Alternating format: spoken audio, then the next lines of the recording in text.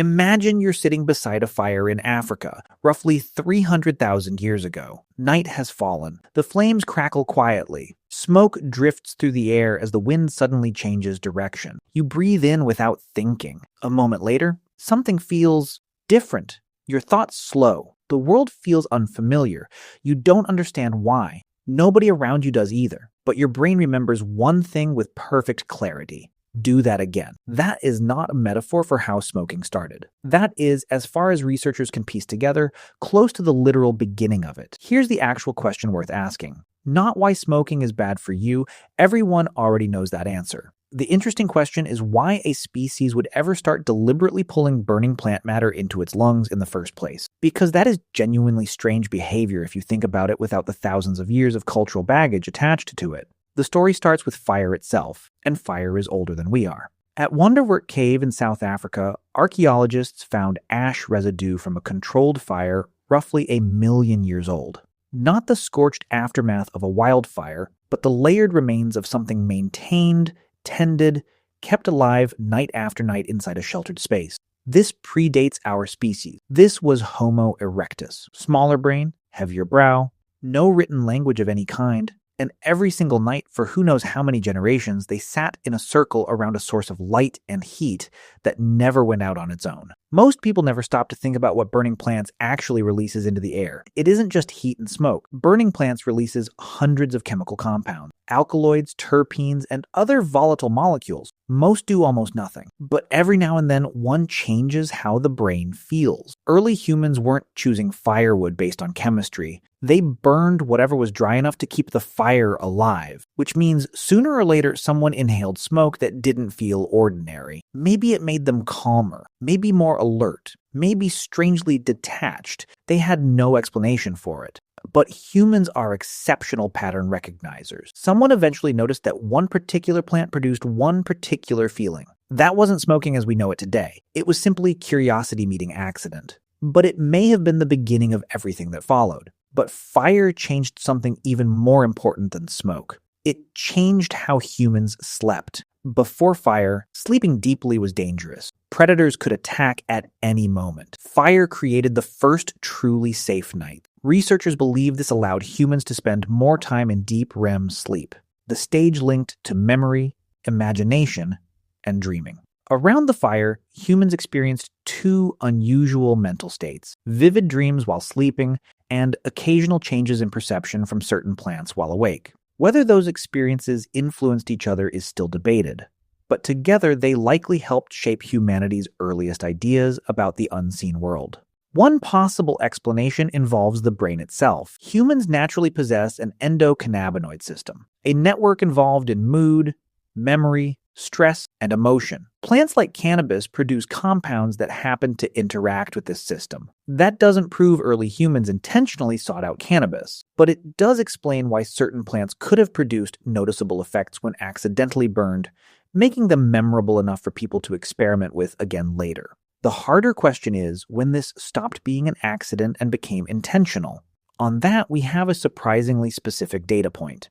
In the Pamir Mountains, at a burial site dated to roughly 500 BCE, archaeologists found wooden braziers, shallow bowls built to hold heated stones, with residue from cannabis plants carrying unusually high concentrations of THC. This wasn't rope-grade hemp fiber. Someone deliberately selected the more potent variety and placed it in a ritual burial context. Modern chemistry can confirm exactly what was burned. This is currently the oldest direct physical evidence of intentional smoking on record. But here's the problem hiding inside that sentence. Physical evidence requires physical survival, and organic material almost never survives. A wooden pipe, a leather pouch, dried plant matter, a few centuries in ordinary soil, and it's gone entirely. So when researchers say the oldest evidence dates to roughly 2,500 years ago, what that actually means is the oldest evidence that happened to survive long enough to be found. The behavior itself is almost certainly far older. How much older becomes clear at a hearth in the Great Salt Lake Desert in Utah, dated to around 12,000 years ago. Inside it, seeds from a wild tobacco species native to North America, not scattered randomly, but concentrated in a pattern suggesting deliberate placement. No pipe, no pottery, just seeds placed in a fire, 12,000 years ago. That single find pushes intentional tobacco use back thousands of years earlier than previously assumed. And it raises an obvious question. If people in North America were doing this 12,000 years ago, what were people in Africa, Southeast Asia, Europe, and Australia doing with their own local plants at exactly the same moment in time? Different continents, different species of plant, the same underlying nervous system. There's a Greek historian who described this happening in real time, and nobody believed him for 2,000 years. Herodotus, writing in the 5th century BCE, documented the Scythians constructing small enclosed tents, heating stones inside them until they glowed, then throwing hemp seeds directly onto the hot stones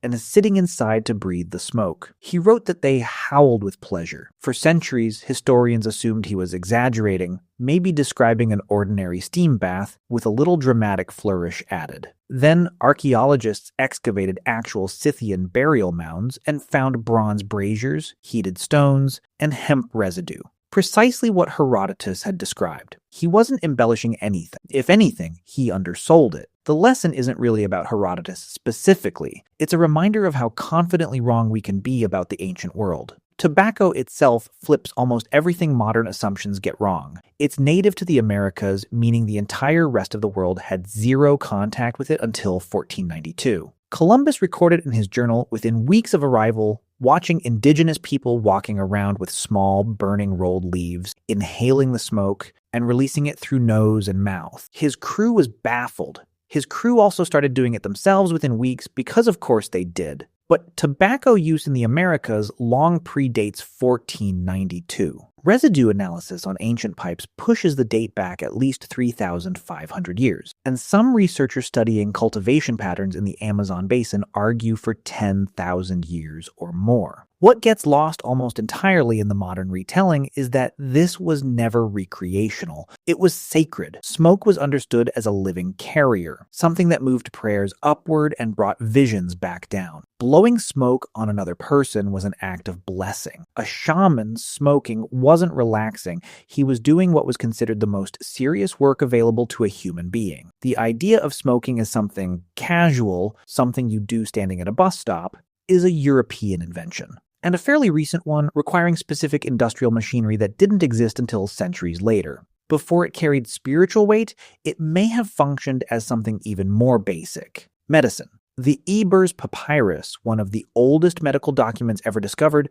dating to roughly 1550 BCE in ancient Egypt, describes deliberate inhalation of smoke from specific heated herbs as treatment for throat and respiratory conditions. It sounds absurd from where we're standing. It made complete sense from where they were standing. If a plant carries therapeutic compounds and the lungs are a direct entry point into the bloodstream, smoke is an efficient delivery mechanism. You are, in effect, building an inhaler. We still use the exact same logic today. Asthma inhalers and anesthetic gases both operate on the identical principle. The delivery method survived intact across thousands of years. The combustion part mostly didn't. Ancient Indian Ayurvedic medicine, over 3,000 years old, formalized a specific practice called dhumapana, literally smoke drinking, with designated plants for designated conditions and precise preparation protocols, not improvised.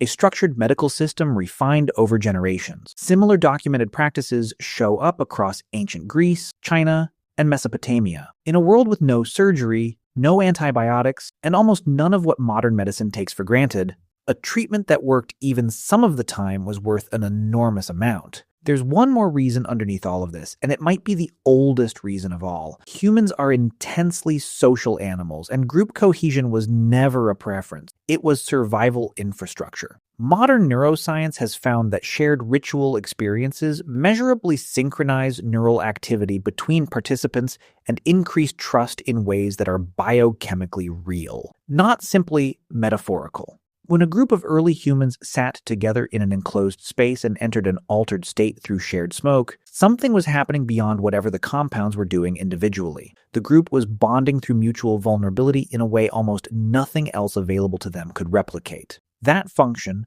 trust building through shared intensity, is very likely older than the medicine, older than the spiritual framework, because cohesion predates both as a raw requirement for staying alive. Then Europe got hold of tobacco and stripped every bit of that context away in under 4 centuries. What indigenous cultures had spent thousands of years carefully ritualizing became, in European hands, a mass commodity. By the early 20th century, industrial cigarette manufacturing made consumption cheaper, faster, and more addictive than anything that had existed before, with specific compounds engineered to accelerate nicotine absorption, not by accident, but by design. A shaman selecting cannabis for its potency and placing it at a burial site to connect the living with the dead shares almost nothing in common with a tobacco executive decades later approving a campaign aimed at teenagers. Both involve smoke. Almost nothing else survived the journey. So, when did humans actually start smoking? The honest answer is that we're still working it out.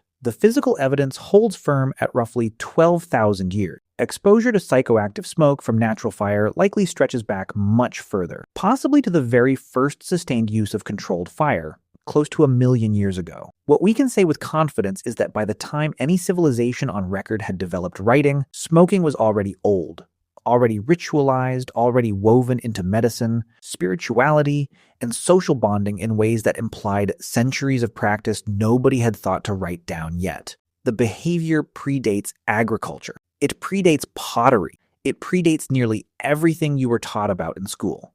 And the drive underneath it, the pull toward altered states, toward crossing some threshold into an experience that feels larger than the ordinary one, looks less like a glitch and more like a genuine feature of how human cognition works. Some researchers have argued that humans possess a deep curiosity toward altered states of consciousness. Others disagree, pointing out that the evidence is far from settled. What we do know is that for thousands of years, smoke wasn't simply recreation.